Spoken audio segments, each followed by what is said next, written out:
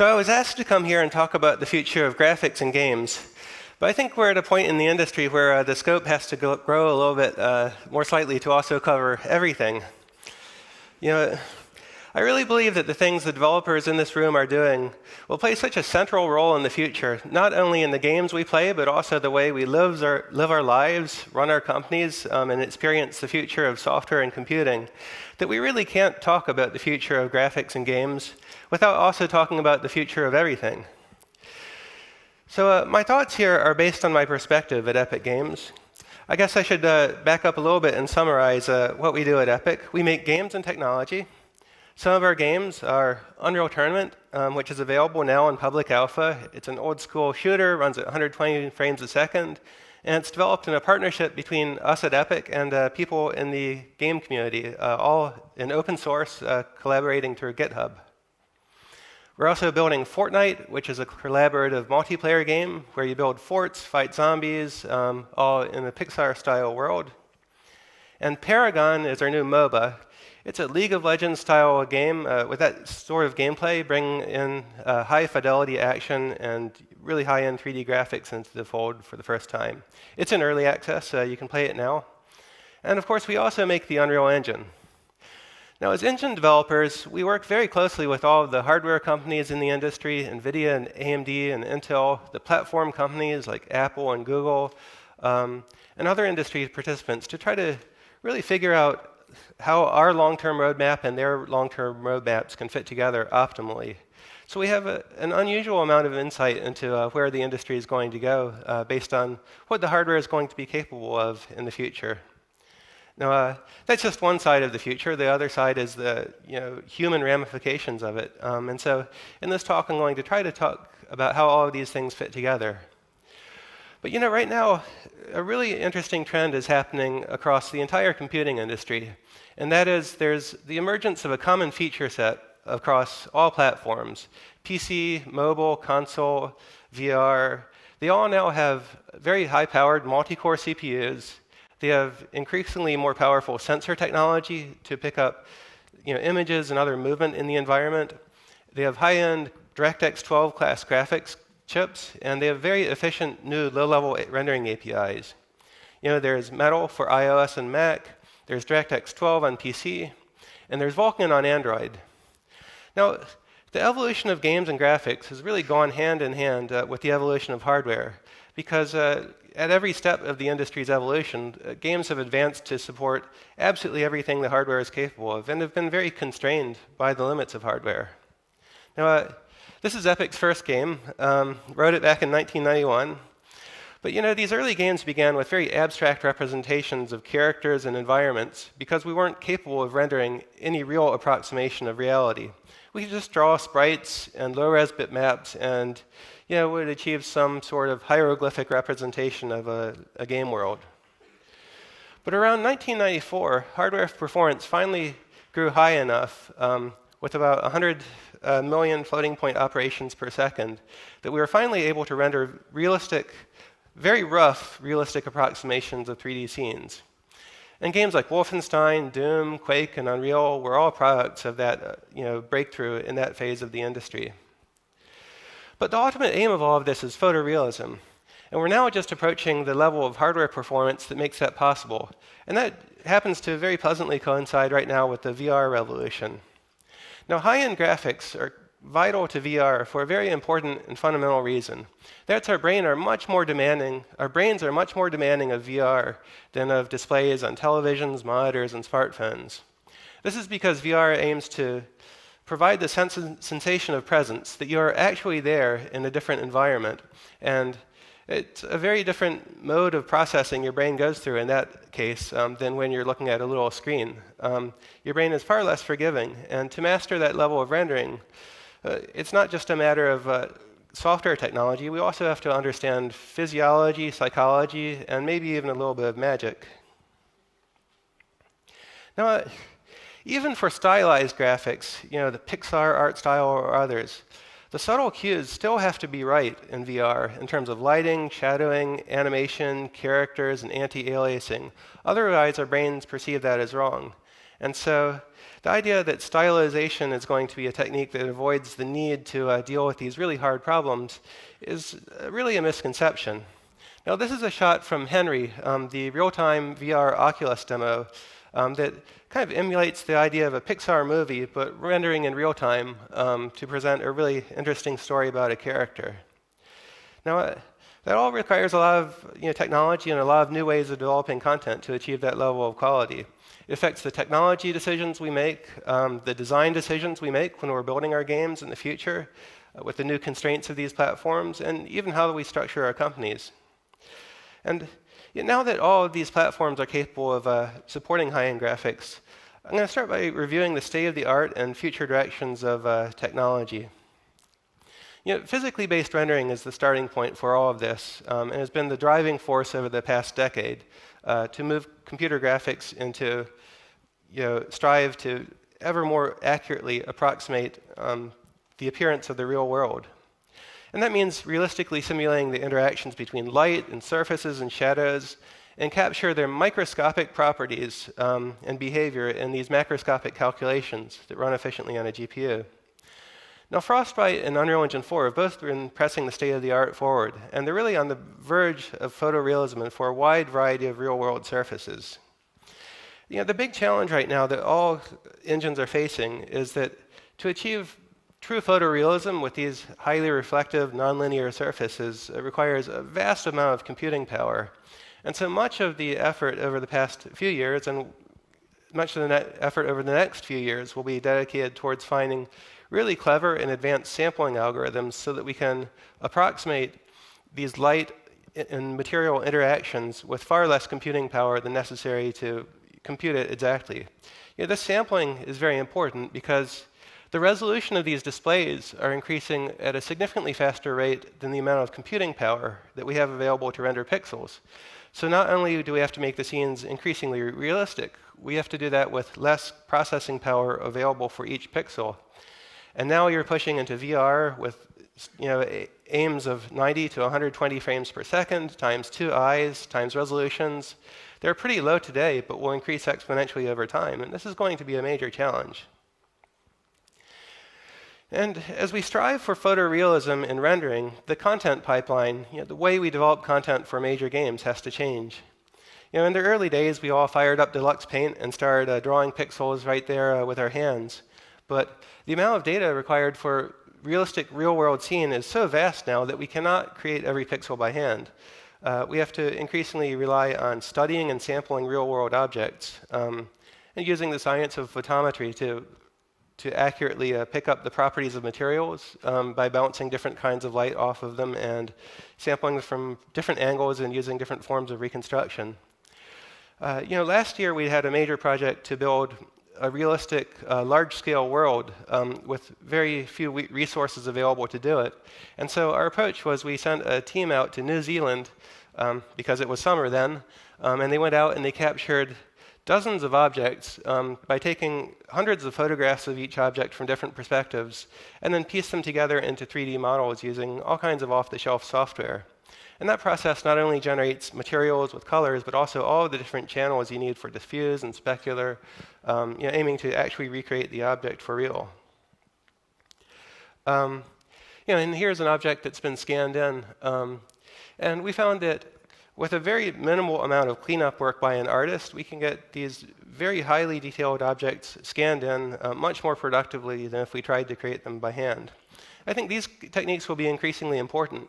The computer's capabilities are increasing exponentially every year, but our budgets aren't, our team sizes are not, and we human beings certainly aren't getting twice as fast every 2 years as Moore's law would suggest happens to computers.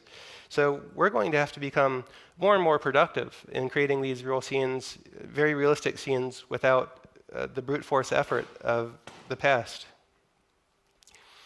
Now, proceduralism is a very important aspect of that.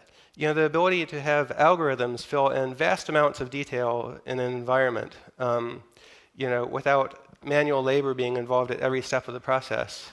And what's really interesting about that is all of our procedural efforts have involved artists at a very intimate level.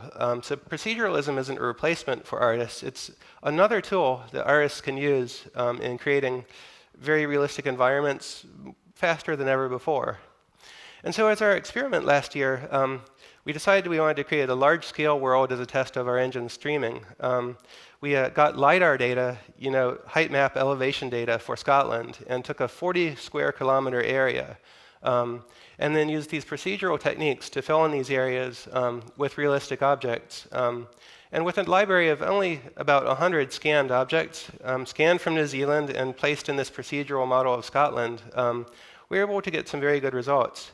Now that fed into the kite cinematic that we showed last year. I'd like to show that with a special emphasis of looking at the environment. This environment here was created by a team of about 25 or 30 people working for just 6 weeks to build out the environment from this library of scanned objects.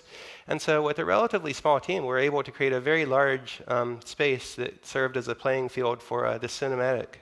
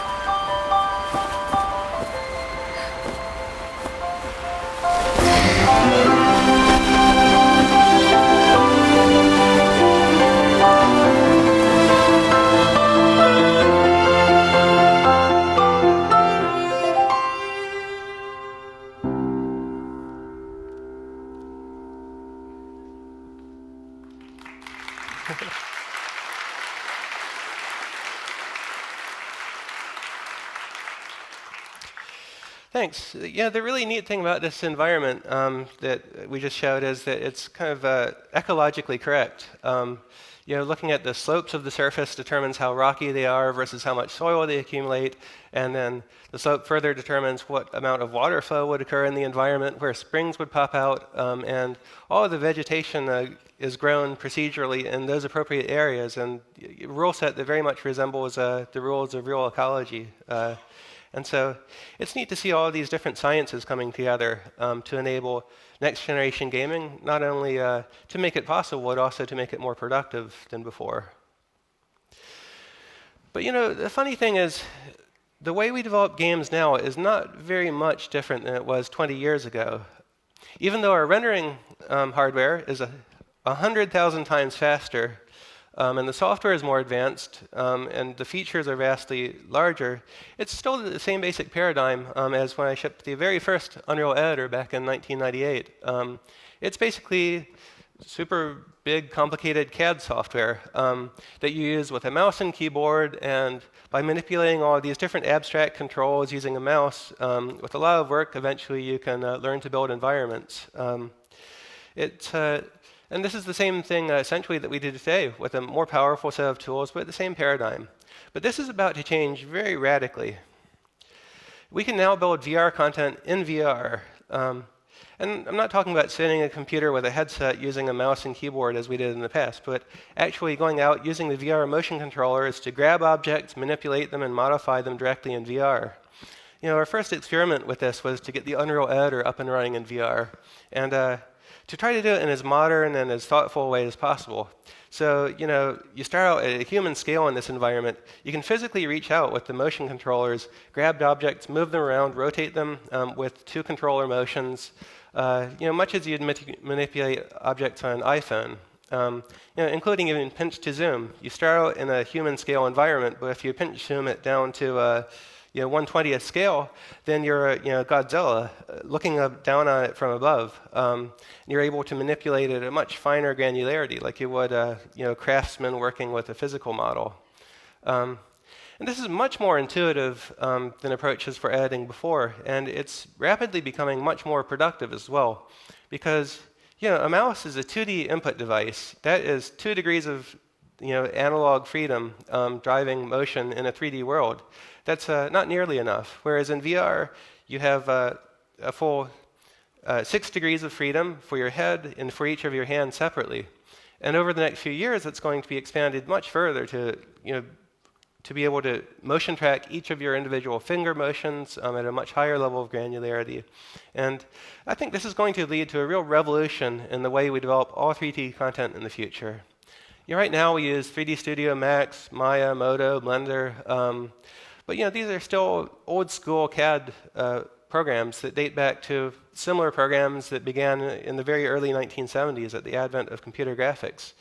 All of this is going to be replaced completely with new software that uses natural human VR interfaces for modeling and sculpting and everything.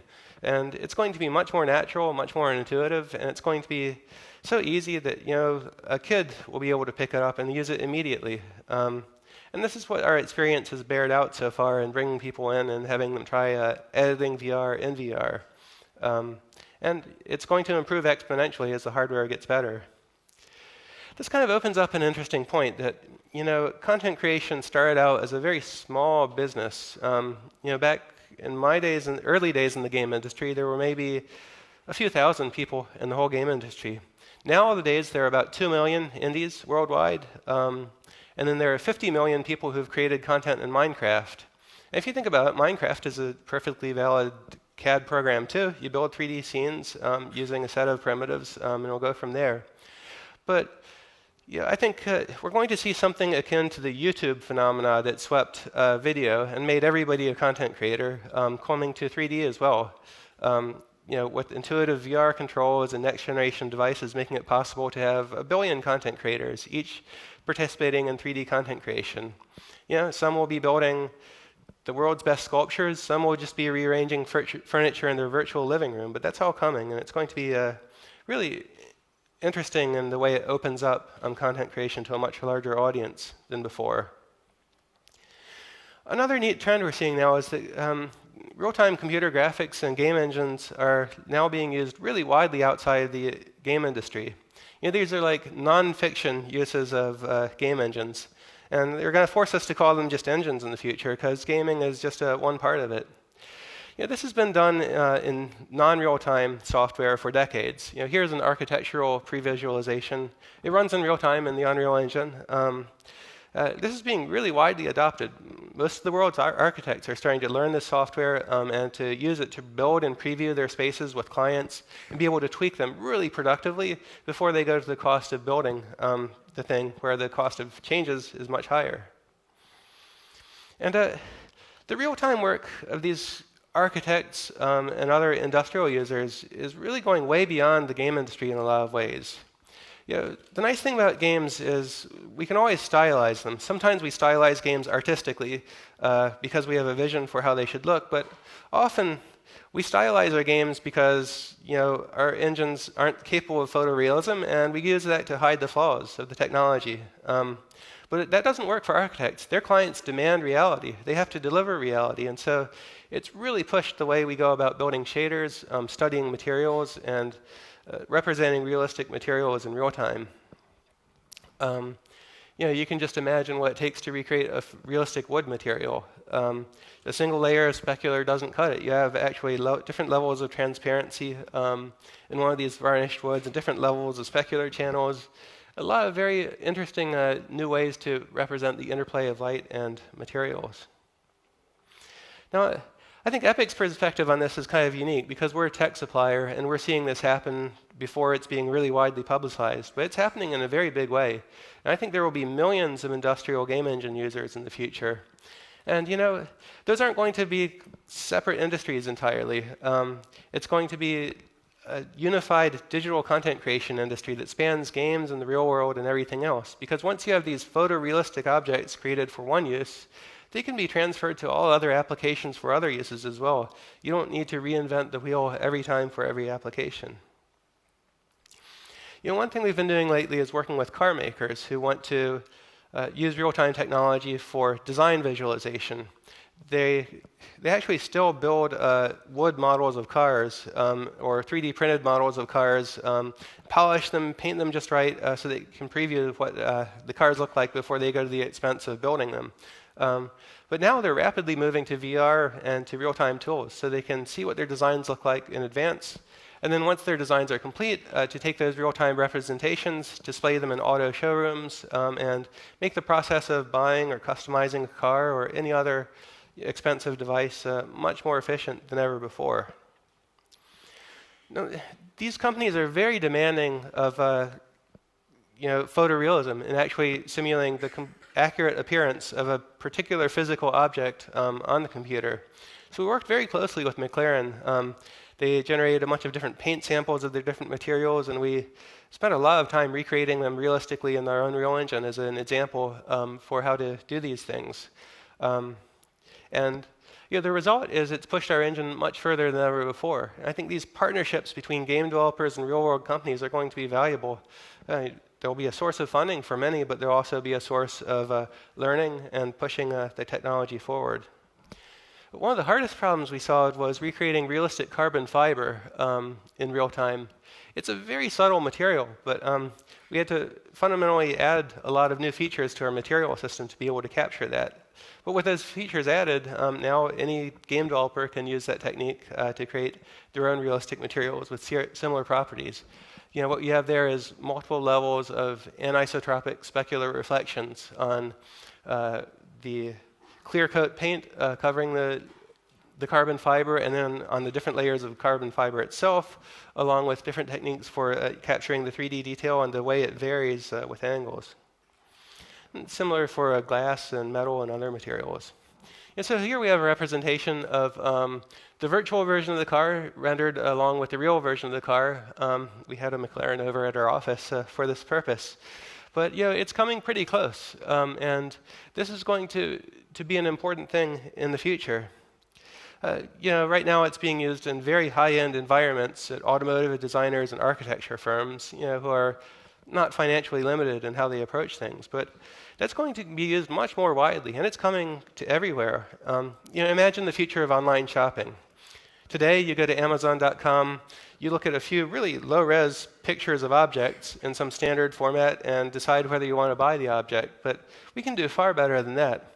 Utilizing these new techniques like WebGL, which is becoming increasingly functional, and now WebVR, interfacing VR to any web browser, you'll be able to go in, perhaps 1 year from now, to a website selling you a high-end product like that, view it in an immersive environment as a 3D model, and be able to customize it as much as they allow, choosing colors and other parameters like that. They'll be able to give those objects real-time behaviors so that you can open the door of the car, see what the inside looks like, change your perspective, and do lots of different things that will give you a very, very clear picture of what product you're buying before you buy it. And so I think the entirety of e-commerce is going to be affected by these techniques fairly soon now. Now, really the hardest problem we think we've encountered so far in our whole history, and it's going to continue to be a problem for the next decade at least, is the problem of rendering digital humans. aiming to render humans photorealistically is incredibly hard because our brains have extremely detailed expectations of how humans behave, how humans look. And this has evolved kind of as a survival instinct. You need to be able to look at somebody and see if they're angry or happy, or pick up any of these other subtle cues in their movement. And so we have the whole problem of the uncanny valley. If you try to render a very realistic human and you fall short, it's blatantly obvious in how it's wrong. And so we're going to have to continue pushing the technology really hard.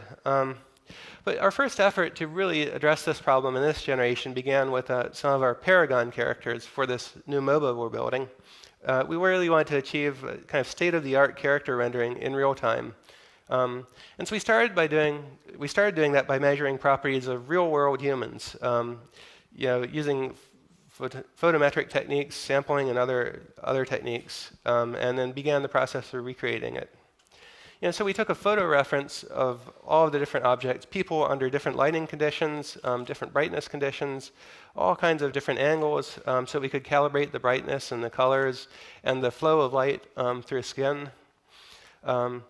And one part of this is to do it in a really scientific, reproducible way using a light stage. So we can calculate and calibrate the local and global responses of objects to light and provide parameters into a subsurface scattering algorithm and other aspects of our material system. And it also required cloth because our humans aren't naked in Paragon. So this required a lot of effort to study different types of materials and recreate them realistically, both to recreate their physics and recreate their reflective properties. Here's a velvet material, a canvas material, and other sorts of realistic cloth materials. And we find that very high fidelity data is needed to capture realism in faces, down to the level of individual pores and faces. Even where you can't see a particular detail in a character from far away, the details up close really do impact the macroscopic behavior or macroscopic appearance of a character. Skin is not just a fixed color. There's a dramatic amount of color variation across the face based on imperfections in the skin and veins behind it, and other, the depth of the skin versus bone and other materials. And it takes a very high fidelity data set to be able to capture that realistically. We also put a lot of effort into hair, modeling hair with accurate anisotropic reflections. Because we're aiming to do all of this in real time, we had to do it with lots of approximate techniques that don't attempt to represent every hair as an individual set of polygons, but represent hair using cards and sheets overlaid and connected with each other, which can simulate physics on them to bounce around dynamically, can be animated and so on, and which respond properly to light, both with their reflections and also backscattering, which is a very important detail about the way light moves through hair as the viewer and the light are at different angles. Eye reflections and refractions were also very important, and a dynamic pupil that opens and closes to mimic the properties of a real eye. When you're having a conversation with a person, your brain is actually picking up simultaneously on hundreds of different facial parameters, and if any one of those is wrong, it stands out as a very disconcerting problem to the viewer. And so just getting the faces realistic and acceptable to people required more effort than we'd ever put into any rendering problem before. Now, when all of this comes together, I'd like to show the result of what runs in real time in Unreal Engine 4. To announce Paragon, we put together a trailer for the game. This is what I'm showing here is rendered. It runs in real time on the Unreal Engine, but only at about 15 frames per second on the NVIDIA Titan X. So it's something that's genuinely running in engine, but it's not ready for prime time as a real-time rendering scenario. But we took that and we dumped it out to a video at 60 frames per second. And now we'll look at kind of the state of the art of all of these features coming together, which is really close to being achievable in real time. Probably within one more hardware generation following NVIDIA's new GTX 1080 launch, a scene of this complexity will be completely practical in real time. So here we'll take a look.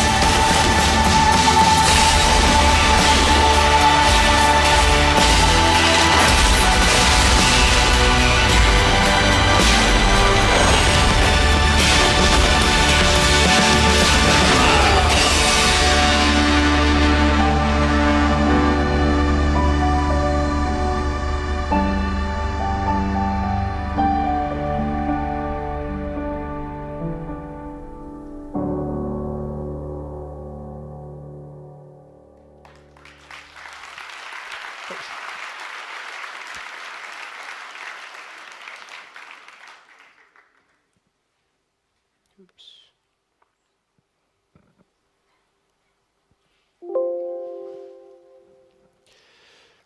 Right, so that's not perfect photorealism yet. It's a ways from that, but it's getting closer, and it's a big leap above where the industry was about 10 years ago. But really, so far, we've been looking at the static aspects of rendering digital humans and the aspects of rendering them in an animated but non-social context. It's much harder to capture the dynamic aspects of characters, especially engaging in social interaction, where all of the subtle cues are really important. We also have a lot of work to do in terms of body animation, facial animation, simulated locomotion, and body dynamics, to move away from the current state of where we largely just play a sequence of pre-recorded animations spliced together with some amount of blending. We need to, in the future, move away from skeletal animation with morph targets as we're doing today and actually physically simulate real bone geometry, muscle geometry, tendons and fat, and all of these different components comprising a body. That's going to be a hard problem. It's not one that we're going to necessarily solve by brute force physical simulation. An important thing will be to capture the actual movement of real humans and to be able to recreate them in games. So I'm envisioning using large amounts of data gathering, big data to store character animations in a huge variety of different contexts and use deep learning algorithms to piece them together. Where you have a multi-layered physical simulation where at a very high level you model animation transition based on physics and balance. At the very low level, you simulate the movement of muscles and tendons to create realistic skin movement. And this is an area where the game industry is really lagging behind the state of the art in AI. Companies like Google, Facebook, and Tesla are applying it in much more advanced ways, and we'll have to do some work to catch up. We're also seeing game engines being adopted very quickly by filmmakers, storytellers of different sorts, and so one of the major steps for game developers is to move away from current approximate rendering techniques to use a realistic camera model, where you accurately produce the depth of field settings and other physical camera settings of the real cameras that photographers and filmmakers use, so that you have all of the physical nuances of those scenes that you expect from a movie or other scenes. Now, we worked very closely with Weta Digital, the visual effects studio behind The Hobbit, to help them build the Smog demo. They took assets from The Hobbit, imported them into the engine, and then built a real-time scene running in VR to explore some of the possibilities. But this is really interesting. We're seeing Hollywood's best directors, visual effects studios, and movie makers all being drawn into VR. Lucasfilm built a real-time VR demonstration using some of their assets that they've built for films. Disney Imagineering is building a Star Wars expansion to Disneyland and Walt Disney World that's powered by VR as the fundamental element of their new rides, with a motion platform, roller coasters, plus VR layered on top. And it's all being rendered in real time using the same technology that we use to build our games. So it's really interesting to see this new digital content industry come into play. That's going to be much larger than the game industry, but the game industry will be a fundamental part of that. But a funny thing happens in these technology revolutions. They sometimes move in unexpected directions, sometimes not entirely forward. We saw high-end PCs and consoles be largely displaced by smartphones with smaller screens and less graphics performance. But it turned out that those devices were so convenient and easy to use that they quickly outgrew PC and console. Now that's great for the gaming audience, but it's kind of been a step backwards in graphics. So we really have to ask ourselves honestly, why did Angry Birds and Clash of Clans outgrow Halo and Gears of War? Is it because their style of rendering is more mainstream than the high-end style of rendering? But I think we actually have to look at the ubiquity of the devices, the fact that everybody found these devices so convenient, and then game developers just built the best games they could build for those devices. Now, I think the display technology plays a really important role in determining graphic styles that dominate. When you're playing on a PC, your monitor takes up about 45 degrees of your field of view. That means an immersive 3D scene looks very realistic and you feel like you're there. But on a smartphone screen, that's usually about 15 degrees of your field of view. It's really small, and it's not enough space to render 3D graphics with a degree of immersion that you would get on other platforms. And I think really we have to look at the form factor of that hardware as determining the dominant games of the era. And that explains kind of the move in graphics backwards from the days of PC and console into the smartphone revolution. But we need to really be thoughtful about how this changes in the future as new platforms are adopted. Now, I think that VR and augmented reality will be infinitely more demanding platforms and demanding high-quality graphics with very realistic visuals. Now, I think these will be the best platforms ever built that are significantly superior to smartphones, tablets, PCs, consoles, everything else, because they have such an incredibly rich, immersive display experience, filling up 120 degrees of your field of view. That's vastly further than any PC or console platform has ever gone. But I think we're going to look at this and the requirements of it, and we're going to say that, wow, mobile development was pretty easy in comparison to this. And I think we're in the very early stages of this revolution and just starting to recognize the new rules of it. Another interesting realization here is that not much has changed in multiplayer since the days of Doom 20 years ago. We have graphics that are 100,000 times faster, and we have 1 million times more player, but the same basic input and output constraints limit the game experience we can have. We have a touch screen, keyboard, mouse, controller, whatever. The experience is very limited because of this input bandwidth. The number of degrees of freedom of analog movement feeding into your character movement limits the experience ultimately. But I believe this is about to change more dramatically in the next 2 years than it has changed in the past 20 years. And VR is going to be driving this, but not just VR, but VR with pervasive sensors picking up your actual movement in the real world. Oculus built this Oculus Toy Box demo where two players get together in a virtual environment. You can see your hands and head and the other player's hands and head, and you have a bunch of objects. You can pick them up, you can throw them to the other guy, you can play a bunch of simple games. But it was the first truly social VR experience. But I think that we're just seeing the very, very beginning of what's possible here, because the next step is going to go way beyond this.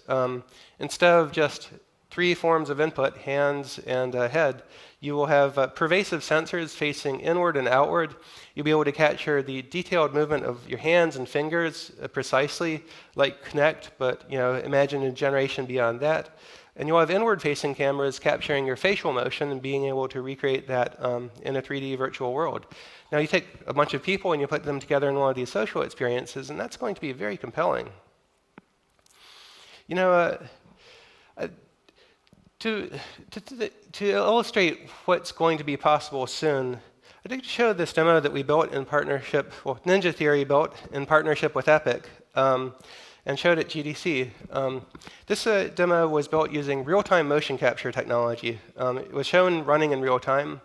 Now, with a very expensive and elaborate rig of equipment pointing in at the character who's wearing a set of facial sensors and gear to make it possible, they were able to capture a very realistic, high-fidelity facial animation sequence. And I'd like you to look at this, not judging it for what it is today, but for judging what it could be in 3 years on consumer technology, and think about what that means for the world.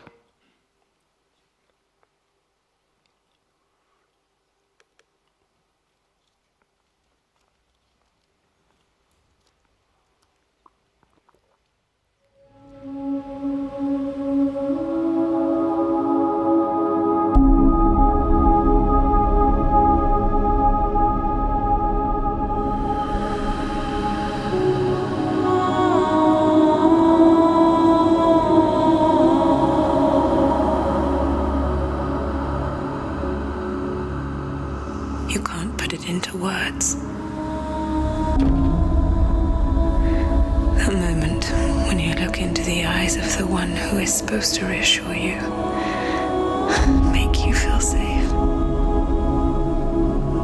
It only takes an instant. fear swallows you before you have a chance to make sense of it. And darkness becomes a part of who you are. They're coming. They're coming now. They're coming. You killed him. Her world changed that day when the Northman took him from her.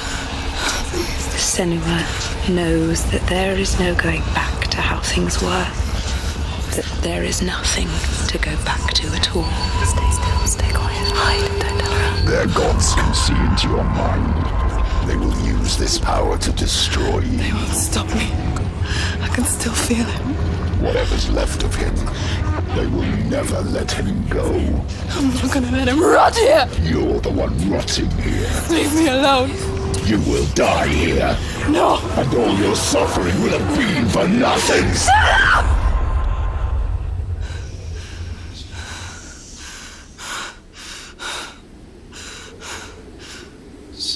Dillion? Is that you?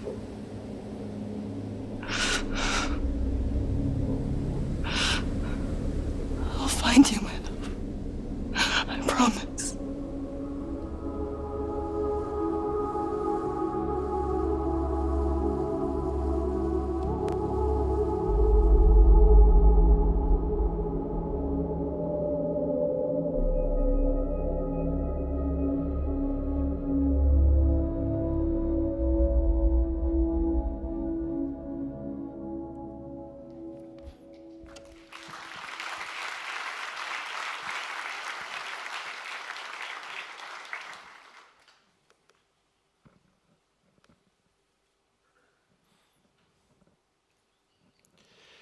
So it's pretty cool to think about where all of that is heading. But of course, thinking about the direction of hardware in the future, VR is a pretty big limiting factor. We're taking a big-ass helmet and we're putting it on our head. And it's the start of a revolution, but it's certainly not the end point of it. This big device with a bunch of tangled cords heading off to your PC. That's a very early adopter vision of what this technology will be in the future. I think this is the ultimate form factor of the hardware.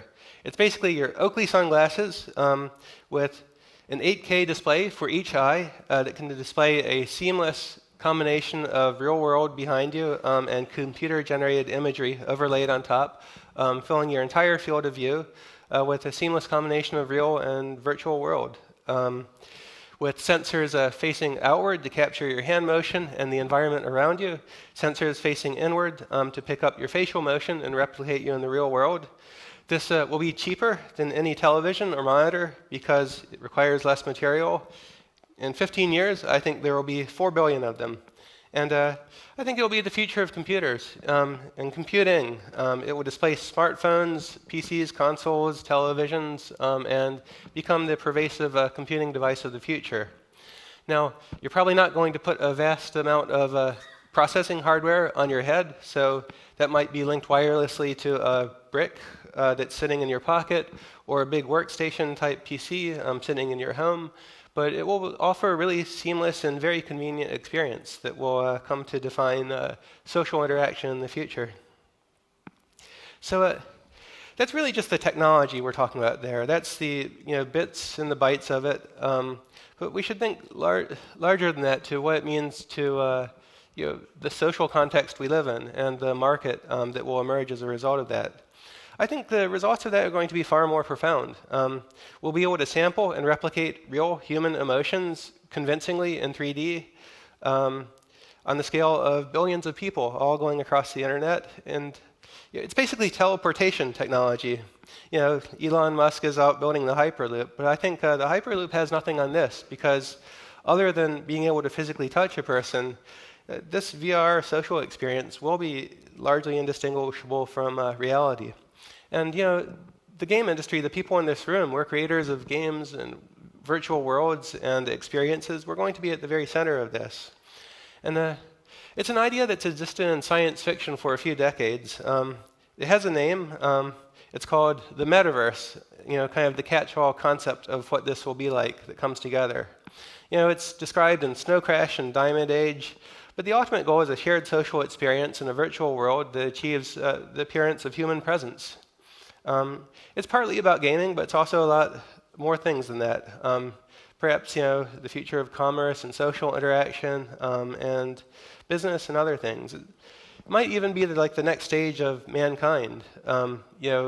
We've had this technology revolution going on for about 40 years now, but the ultimate conclusion of it will put people into contact across the entire world in real time in a way more compelling way than we've ever done before.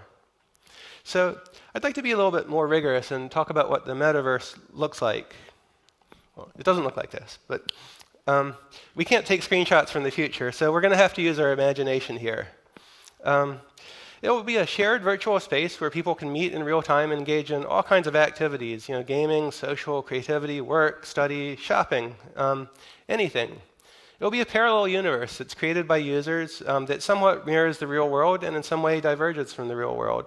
It's going to import all of the real world controversies that exist today of crime, vandalism, harassment, porn. It's all going to be an issue that we're going to have to deal with as computers evolve to this next level. And we're going to have to be thoughtful about how we approach this. Now, if we think about stages of how technology has evolved, we had the internet providing global connectivity. That was the very starting point for this revolution. Layered on top of that, about 20 years after the internet was created, we had the web, which added a persistent content layer. So you can go anywhere in the world and visit any web page anywhere in the world and see content and be sure that it's going to be there in the future. But more recently, social networks are layered on top of that, providing social interaction, a sense of a player or person's identity, and means of communicating with other people in a fairly primitive way. But the next step is to layer onto that persistent virtual worlds, digital humans, and the sense that you really are there. I think that is really the ultimate destination of computing that we're contemplating here. Now, this will be a different model than current computers. We have apps as the center of our universe. You go to the App Store, you buy a different app. These are completely separate software packages that have no intercommunication. They're isolated. And this approach to apps is carried over from mainframe all the way to smartphones today. But it's going to break because in these large shared social experiences, you'll have a huge number of creators, game developers and content creators and individuals expressing their creativity, all contributing content and code and actions and rules into the world that will need to be combined together seamlessly in some sort of new way. And so software interoperability becomes a very big concern, a problem we haven't had to deal with in the past. In this metaverse, everybody will be a creator at some level. Today, there are 2 million indie devs and 50 million Minecraft creators, but we'll have billions here. And whether you're laying out your room or you're building an entire commercial game, you're going to be able to express yourselves in these tools. There'll also be an economy in the metaverse, and it's going to be different from the real world in some fundamental ways. With virtual goods, there's no scarcity. They don't need to be dug up from the ground or pumped out of wells or fertilized. It's all infinitely reproducible. And so in a lot of ways, this will be a freeing experience. And we could expect, because of this, that the virtual economy could eventually outgrow the real-world economy. Because the only real cost in a virtual economy is the human layer that's being input into it. And this has some interesting ramifications for economics. There are a lot of discussions around the world of issues of robots competing for human jobs and basic income providing sustenance for people who are no longer employable because all of those jobs have been replaced. But we game developers might actually be part of the solution here in constructing virtual worlds with virtual economies that give people new opportunities to do valuable things in exchange with each other in a profitable way. And so this could be another way to avoid the kind of Malthusian, ultimate outcome of the economy that some people fear. But the metaverse also faces some serious considerations. It could either be a utopia or a dystopia, depending on how it develops. We're very fortunate now that PC and the internet have evolved as open platforms. Anybody can write an app, anybody can run a website, and you're in total control of your destiny. I think it would be really tragic if this future metaverse layer that binds all mankind together came together into some sort of closed platform controlled by a giant corporation, which is used to spam you with advertising and sell information about your private life to the highest bidder, and all of these other nasty things that we do not want to see happen. And so this is something we're going to have to be very careful about as we approach it. And we're constantly under threat to our freedoms to do things online and to do things with computers. So I think what we ultimately want for this sort of future virtual world is a protocol or a shared code base, not a company at the center of it controlling everything. As we have the internet protocols providing the foundation of the internet, so that any individual and any company can participate, they can all interoperate, and individuals can keep control of our privacy and ultimately our virtual lives in the future. Now, of course, any view of the future is kind of fragmentary. The scientific writing on the metaverse is, fraught with funny inconsistencies with how social networks and other things have actually developed. But it's clear that the real world is changing very fast. VR and augmented reality are evolving rapidly. They're going to reach billions of people in a decade, and when this revolution is complete, you'll be able to hang out with anybody, anywhere in the world, as if you're right there with them in a shared virtual environment with a convincing sense of presence. All of your emotions and expressions will be faithfully replicated using digital human technology and pervasive scanners and sensors. And all of these disparate industries will be linked together now into a future digital content industry where everybody's content can be used together and interoperate in these virtual worlds. So this is why I think the future of games and graphics are inextricably linked to the future of everything as we transition into this new virtual age. Now, this future I've described, unabashedly, it's a high-end future. Our brains demand it, filling our entire 120-degree field of view with realistic images and digitally replicating human presence. These are hard problems. They're going to require new technologies, new tools, and they're going to require that we reinvent ourselves. But what's most exciting about this future is that we, the people in this room, are really at the center of this revolution. We're the digital creators who have the know-how, the content, the experience to build these new worlds together. And it's going to be very exciting to see it all take shape. So thank you very much for listening. It's been fun to talk about this, and have a great show.